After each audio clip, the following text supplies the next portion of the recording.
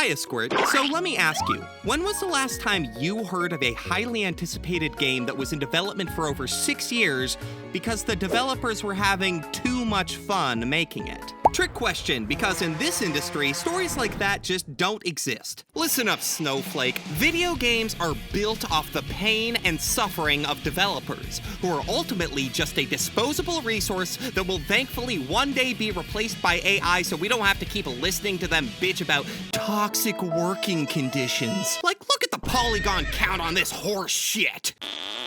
You really think that would be possible if developers weren't being abused by their bosses? Sorry, fucko, but I live in the real world. And by that, I mean I've spent the last 10 years playing Counter-Strike and cyberbullying 4th graders on Roblox. So keep dreaming about your bleeding heart liberal utopia where your precious worker ants get basic human rights. But you will never see a highly anticipated game released from a small team of developers who take their time and genuinely enjoy the artistic process of a 6-year development period while still getting to see their families every night. Okay, yeah, but that game doesn't count because you play as a girl. Alright, so let me walk you through a typical development cycle of a game with a lot of hype surrounding it. For the first 2 to 3 years, the creative executives puke out a bunch of ideas, come up with a story and a general vision for the game, and put together a very specific team of developers to see the project through while the rest of the studio keeps working on other stuff. Let's call this the yes we can phase, where the developers have to agree to pretty much every idea the higher-ups come up with because they have no practical limitations on the scope of their project. This idealistic phase typically ends in the oh shit moment, which is when the studio realizes they have to show people the thing they're working on to drum up excitement and satisfy investors. And now we're at the point where the endless possibilities of development come to a screeching halt, because over the next 3 to 6 years, the developers actually have to physically make the game that their batshit higher-ups conceived. Then, usually at least one of the creative executives gets fed up or burnt out and takes a leave of absence. Forever.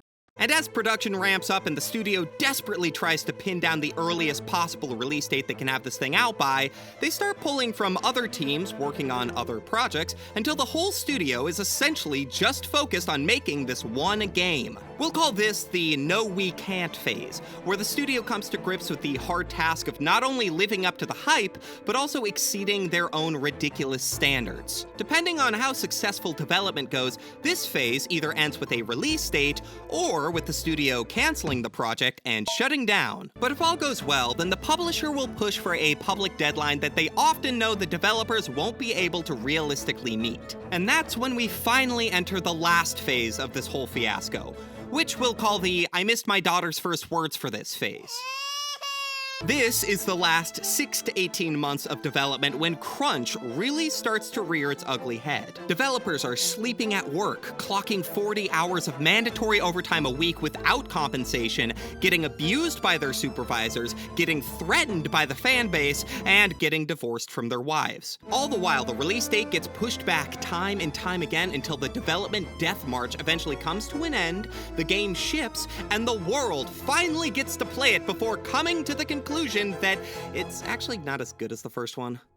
And there you have it. Welcome to the lavish life of a game developer making $78,000 a year. The lucky ones get to work on projects like this, and the less lucky ones have their lives ruined crunching for Duke Nukem Forever. Look at my ass. And then they get laid off. So maybe that's why Team Cherry has gotten so much attention for their approach to development. Ari Gibson and William Pellin, the two co-founders, have had an uncommonly uncontroversial public image in spite of the massive popularity of their IP, and they've managed to keep a low yet friendly profile for the extent of their fame. Beforehand, the two barely even interacted within the first 15 years of knowing each other. They weren't industry insiders who knew the secret to making a cheap, successful game.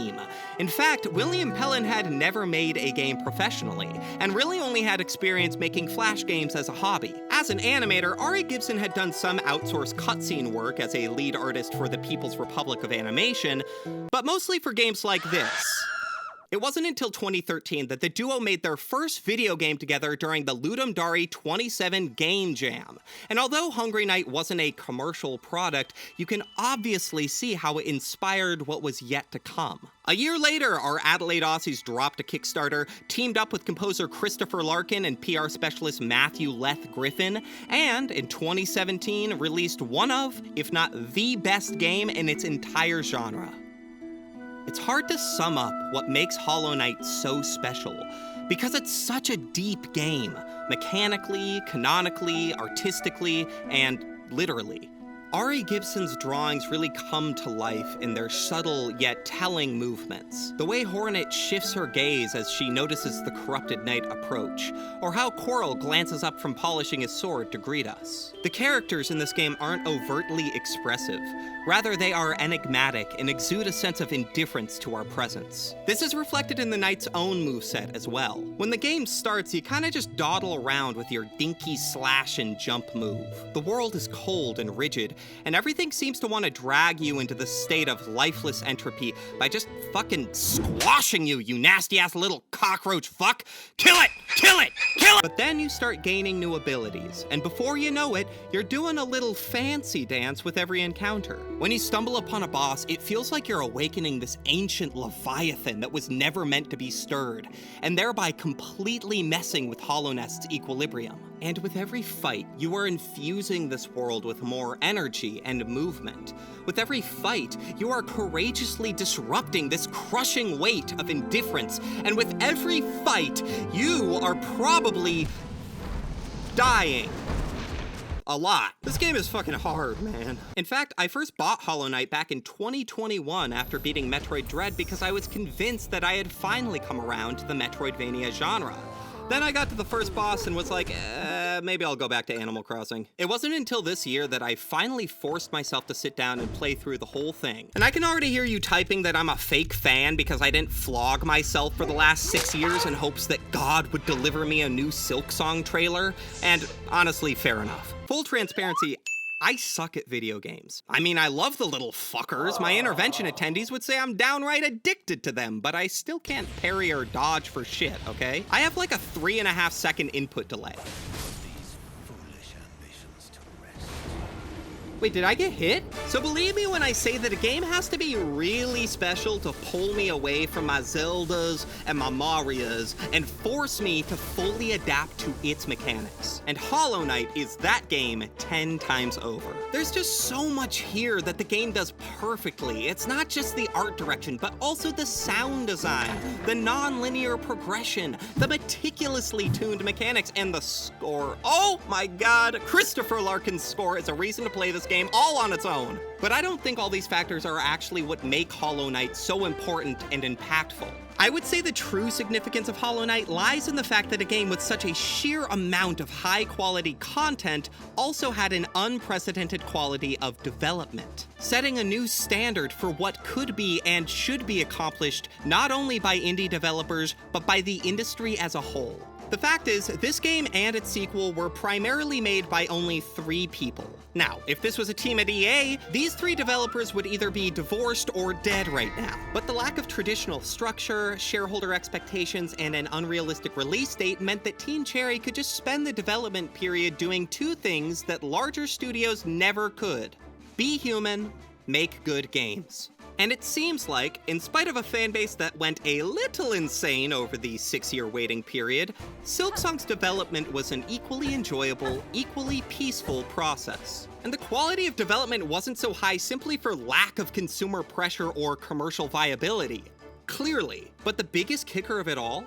The price. Every year we see billion-dollar companies shitting out full-priced, half-finished, battle royale live service garbage with $100 million budgets, constantly chasing this unsustainable ethos of more content, more realistic, and more expensive! Then a game like Silksong comes out and absolutely trounces the AAA studios while only charging $20 a copy. And Team Cherry can do this because they're a privately owned company with very low overhead overhead. They don't spend millions on marketing. Even their website, while very clean looking, was visibly made just using a basic template from Squarespace. Which actually brings us to the sponsor of today's video, Squarespace! Nah, just kidding, they won't sponsor me. Look, when you get to the heart of it, Team Cherry is just a few very talented people being themselves and making art. They're not media-trained figureheads taking credit for the grueling work of all the nameless developers beneath them. Rather, they are those developers, and they're definitely not media-trained. Yeah, you guys should all know how that... Yeah, sorry. And, I was going to say, don't worry about it. Yeah, as we get closer to release, we'll start contacting people. And we'll start sorting that out. Yes. And we'll actually write all this down in a way that it makes it very clear what you can get and what you can ask for. That's right. I want to end by talking briefly about Hollow Knight's story and how it serves as an analogy for the gaming industry as a whole. This analogy works especially well if you're like me and only have a very basic grasp on the lore, so bear with me. Truth is, I have no idea what this is, or this, and definitely not this. But I do know what this is, and I also know exactly how to use it. Okay, now that I'm a certified expert, basically Hollow Knight is about a long-forgotten deity destroying a civilization by infecting its denizens through their dreams. The ruler of this civilization attempts to counter this effect by making a powerful, pure vessel to contain the infection, and he creates this vessel by banging a giant tree lady and selecting the purest offspring via process of elimination, aka, committing infanticide. However, despite the king's best efforts, the vessel cannot fully contain the infection. And as it begins to seep through the vessel's compromised shell, the civilization is all but eradicated. That is until the start of the game, when the player fights to gain access to the infected vessel and, depending on what ending they get, either replaces the vessel as a new indefinite container for the infection, or eliminates the infection altogether. Now, that's obviously a super reductive summation of Hollow Knight's story, but it contains all of the key points that I believe relate to the gaming industry right now. There's always been this constantly evolving, hard-to-define dream of what video games can be. An infectious vision that is occasionally realized when a generation-defining title goes beyond our wildest fantasies. But there's also obviously physical limitations that hinder those idealistic thoughts, whether that be the hardware, the cost of development, or just the industry as a whole. And dreams can be dangerous things, because while dreams are endless, development is not. If there's one thing the last few years have proven, it's that the current trajectory of the gaming industry is not sustainable. Games are more expensive and take longer to develop than ever before, and the AAA method of making money is becoming less and less lucrative. The cracks are starting to show, and just like the crash of '83, people are wondering when this industry will be forced to adapt once more as gaming becomes more popular yet less viable than ever. And it is here we see a small and mighty studio coming in to shake things up and elevate this industry into a new era. The only real question is, will they put an end to this dying, infected vessel and replace it with a more sustainable industry standard? Or will they vanquish our dreams altogether, redefining what we ever thought was possible?